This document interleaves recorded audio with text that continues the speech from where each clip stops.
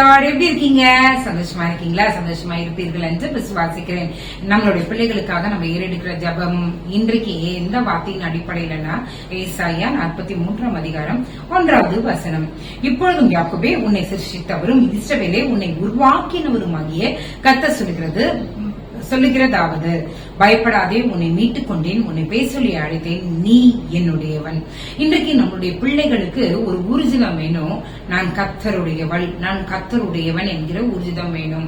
ஏன்னா நம்ம பிள்ளைங்களுக்கு அந்த ஒரு விசுவாசம் இருக்க மாட்டேங்குது. நம்ம பிள்ளைங்களுக்கு நம்ம உண்மையிலே கர்த்தரை தான் சேவிக்கிறோமா? உண்மையிலே கர்த்தர் தான் நம்மளை உருவாக்குனாரா? உண்மையிலே கர்த்தர் தான் நம்மளை பேச சொல்லி அழைத்தாரா? உண்மையிலே கர்த்தர் இருக்கா? அந்த மாதிரி அநேக கேள்விகளுக்குள்ள நம்மளுடைய பிள்ளைகள் இருக்கிறாங்க. கரெக்ட் தானே?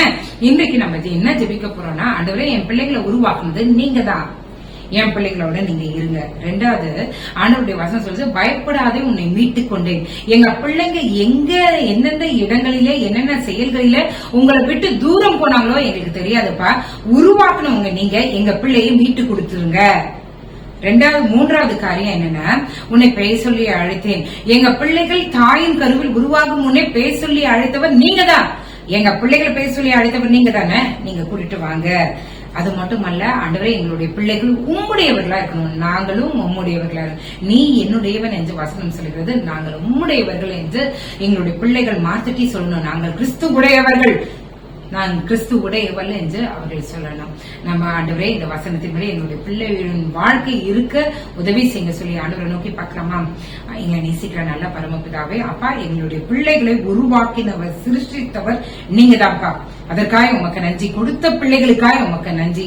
எங்க பிள்ளைகள் இந்த பூமியை பார்த்து பூமியின் சோதனைகளையோ பிரச்சனைகளையோ பார்த்து பயந்துராதபடிக்கு ஆண்டவரே, அவர்கள் எந்த இடங்களிலே உண்மை விட்டு வழி தவறி போனாங்களோ எனக்கு தெரியாது, அந்த இடங்களிலிருந்து அவர்களை நீங்க மீட்டு எங்களிடத்துல கொடுக்க வேண்டுமா நாங்கள் ஜெபிக்கிறோம். ஆண்டவரே, எங்க பிள்ளைகளை நீங்க மீட்டுக் கொள்ளுங்க. ஆண்டவரே, தவறான பாதையிலே போயிடக்கூடாது.